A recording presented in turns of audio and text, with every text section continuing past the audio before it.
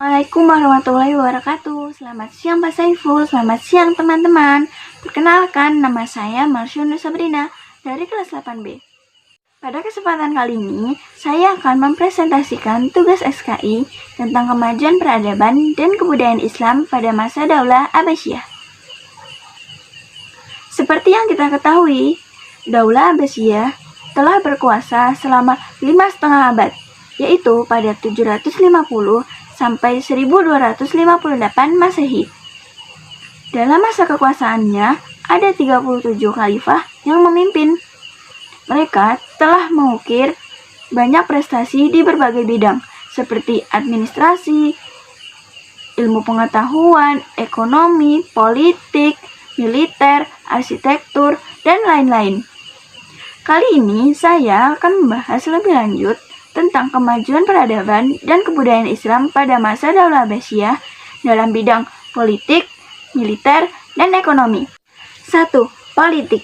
Dalam bidang politik, Daulah Abbasiyah menjalani hubungan persahabatan yang baik dengan negara-negara lain, seperti menjalin kerjasama politik dengan Raja Frank di wilayah bagian Andalusia, Spanyol. Tujuannya untuk mengantisipasi meluasnya pengaruh Daulah Umayyah dan menjalin hubungan dengan Afrika Barat. Tujuannya untuk menambah kekuatan dan kekuasaan Abbasiyah di Baghdad, Irak. Militer. Daulah Abbasiyah pernah mencapai profesionalisme militer yang terjadi pada periode pertama dan periode kedua pemerintahannya. Sekitar 100 tahun lamanya, kebijakan politik dan militer sepenuhnya mandiri di tangan para khalifah Daulah Abbasiyah tanpa dipengaruhi oleh bangsa manapun. Setidaknya ada 4 periode kepemimpinan Daulah Abbasiyah dalam mewujudkan kemandiriannya dalam bidang politik dan militer.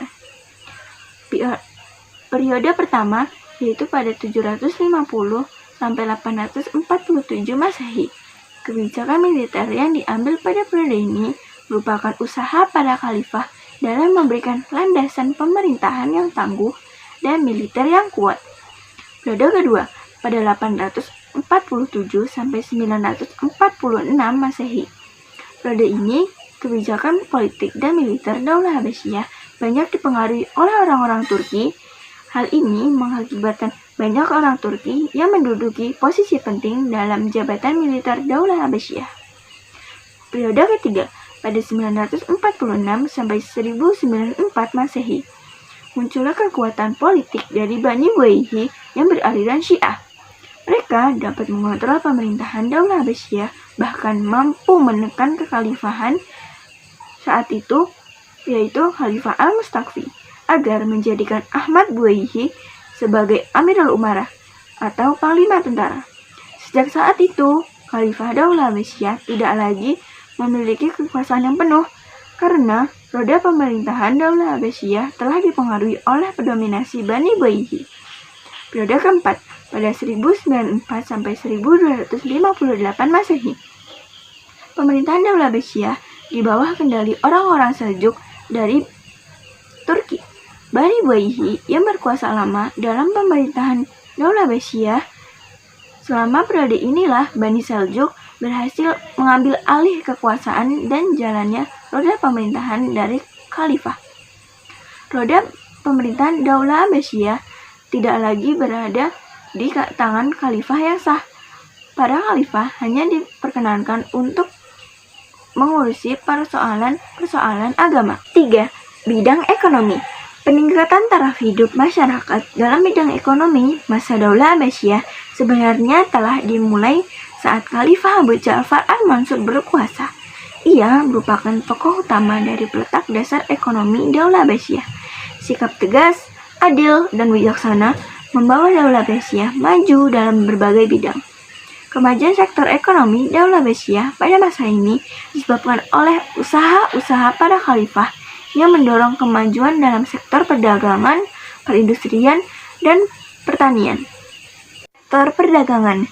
Perekonomian masyarakat pada masa Daulah Abbasiyah meningkat saat Khalifah Al-Mahdi pada 775 sampai 785 Masehi memerintah. Hubungan luar negeri Daulah Abbasiyah dengan kerajaan-kerajaan lain telah membawa peningkatan kesejahteraan masyarakat dan menambah uang kas negara. Kota Basrah menjadi pelabuhan penting sebagai tempat transit antara timur dan barat, dan banyak juga mendatangkan kekayaan bagi Abbasiyah. Selain itu, ada juga pelabuhan Damaskus dan dermaga Kufah. Seiring itu, terjadilah peningkatan pada sektor tambang, pertanian, dan perindustrian. Sektor perindustrian. Khalifah Daulah Abbasiyah memiliki perhatian yang sangat serius dalam memenuhi kebutuhan masyarakatnya. Untuk itu, mereka aktif mendorong kemajuan sektor perindustrian. Para khalifah menganjurkan masyarakatnya untuk berlomba-lomba dalam industri dan pengolahan. Banyak kota-kota dibangun untuk pusat perindustrian, seperti kota Basrah menjadi pusat industri gelas dan sabun. Kota Kufah merupakan pusat industri tekstil, industri pakaian dari sutra yang bersulam dari kota Damaskus, yang pusat kerajinan sutranya berada di Kazakhstan, dan kota Syam menjadi pusat industri keramik dan gelas berukir. Pertanian. Pembangunan kanal, bendungan, irigasi, terusan digunakan untuk memenuhi kebutuhan petani yang hasilnya mampu meningkatkan produktivitas petani dan kualitas hasil panennya. Sebagai contoh, pada masa Khalifah Harun ar-Rasyid, istri Khalifah yaitu Ratu Zubaidah menyaksikan langsung penderitaan rakyat akibat kemarau yang panjang dalam kunjungannya ke Mekah dan Madinah.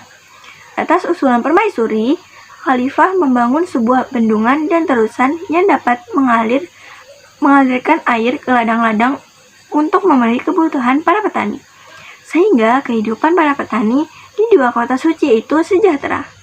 Untuk mengenang jasa Ratu Zubaidah, bendungan ini diberikan nama Bendungan Zubaidah. Dari presentasi ini, kita dapat simpulkan bahwa kemajuan dan kehancuran suatu bangsa berada di tangan pemimpinnya.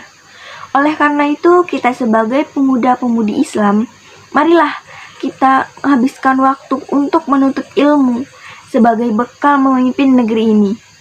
Dari Jakarta ke Surabaya, malam hari baru berangkat. Demikian presentasi dari saya, semoga bisa bermanfaat. Wassalamualaikum warahmatullahi wabarakatuh.